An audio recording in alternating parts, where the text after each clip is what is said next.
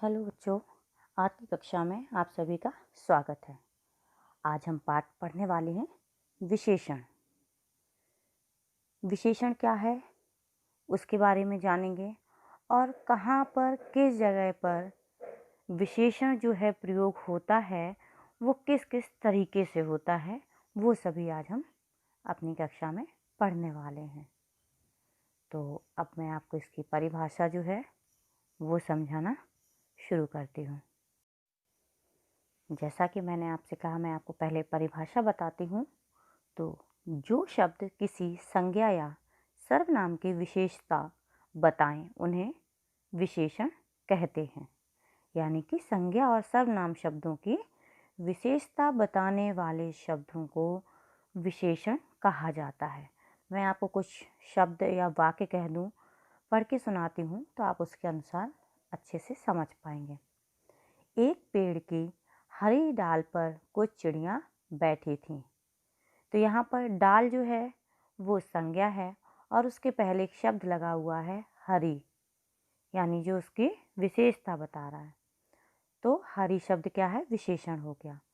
कुछ चिड़ियाँ, यानी कि चिड़िया, तो जैसा कि आप जानते हैं कि चिड़िया शब्द क्या है? जातिवाचक संज्ञा है। और जो कुछ शब्द लगा है वो उसका विशेषण है। वे मीठे स्वर में गा रही थीं। स्वर संज्ञा और उसके पहले जो शब्द लगा मीठे, ये हो गया विशेषण। तो इस तरीके से जो उसकी विशेषता बताते हैं वो सभी विशेषण कहलाते हैं। दूसरे शब्दों में मैं कहूँ कि जैसे विशेषण शब्द जो आगे लगते हैं उनको कह दिया, लेकिन एक शब्द और भी आता है। अभी आप जो अपनी किताब में देखेंगे, आप अपनी पुस्तक में देखेंगे तो आप देखेंगे वहाँ पर विशेष्य भी आया है। तो विशेष्य क्या है? जैसे मैंने आपको बताया कि संज्ञा या सर्वनाम शब्द, तो संज्ञा और सर्वनाम शब्दों को ही विशेष्य कहा जाता है और जो विशेषता बताते हैं वो विशेषण। यानी कि किसी भी वाक्य में या जो हम शब्द जिसके द्वारा उदाहरण दे रहे होते हैं वो पहले विशेषण आता है और फिर उसके बाद विशेष्य आता है। तो आपको यहाँ तक ये तो समझ में आ गया होगा कि मैंने आपको क्या क्या समझाया। यानी कि जो शब्द संज्ञा या सर्वनाम की विशेषता बताएं वो विशेषण कहलाते हैं और जिन शब्दों की विशेषता बताई जा रही है वो शब्द विशेष्य कहलाते हैं। चलिए हम अगला पेज देखते हैं, उसके कुछ उदाहरण देखते हैं।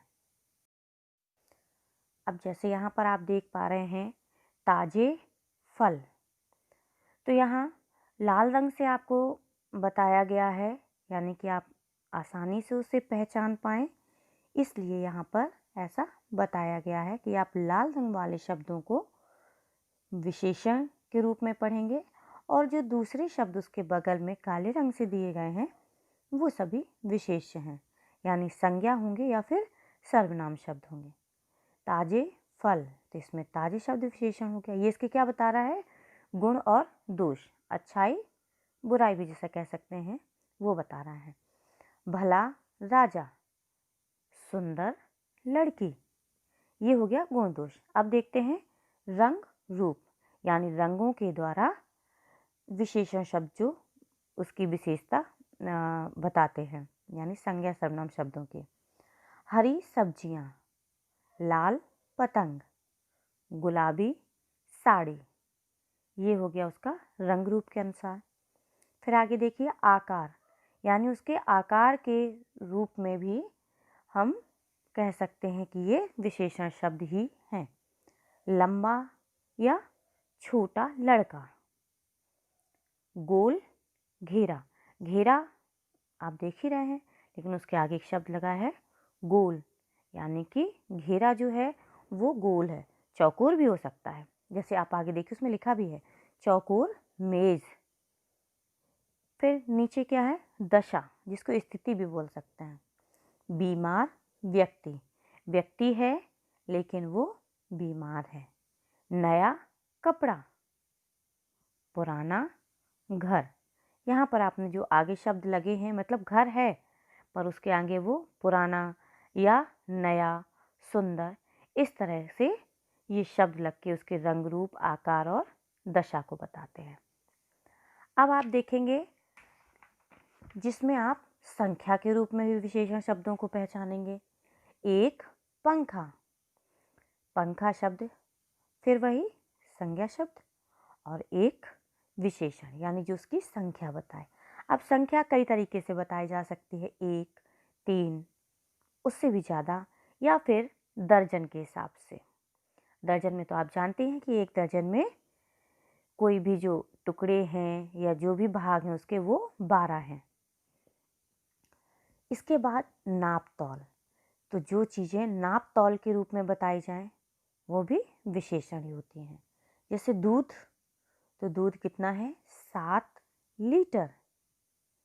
1 किलो मिठाई, मिठाई शब्द संज्ञा, और 1 किलो यानी कि उसकी नाप जो बताई गई है, ये विशेषण हो गया।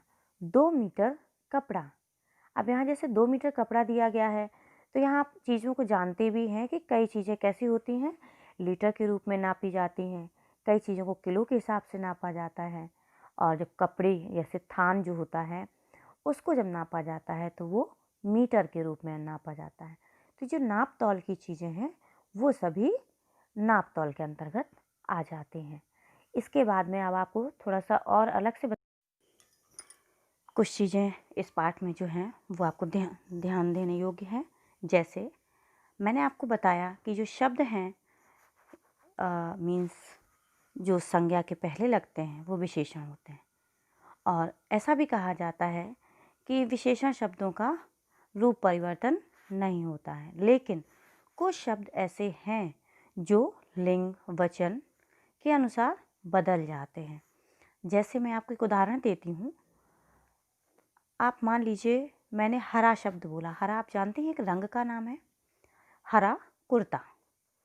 अब यहीं पर जब इसको हम वचन के अनुसार बदलेंगे, यानी कि कुर्ता जो है उसको हम कुर्ते बोलेंगे, तो यहाँ हमें बोलना पड़ेगा हरे कुर्ते। यहाँ आपने देखा विशेषण बदल गया, हरा से हरे हो गया। जब वही हम स्त्रीलिंग शब्द के साथ प्रयोग करेंगे, जैसे साड़ी की बात करते हैं, आपकी मम्मा लोग साड़ी पहनती होंगी ना, तो आपने देखी होगी वही साड़ी। तो जो साड़ी है वो हरे रंग की जब है तो उसको कहा गया हरी साड़ी। तो आप फिर से ध्यान से सुनिएगा मैं क्या बोल रही हूँ। पहले शब्द था हरा, यानी कि एक वचन के साथ, जब वो बहुवचन में बदला तो हरा की जगह हरे हो गया, और वो जब स्त्रीलिंग शब्द के साथ आया तो वो हरी के रूप में बदल गया, यानी हरी साड़ी। तो इस तरह सभी शब्द नहीं बदलते हैं, पर कुछ एक ऐसे शब्द हैं जिनको आपको ध्यान देना ही पड़ेगा कि जो लिंग और वचन के अनुसार बदल जाते हैं।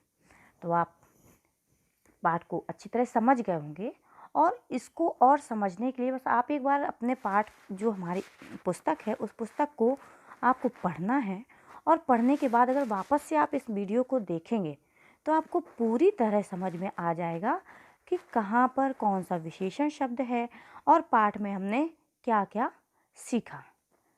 तो आपको पाठ अच्छे से समझ में आया होगा। धन्यवाद।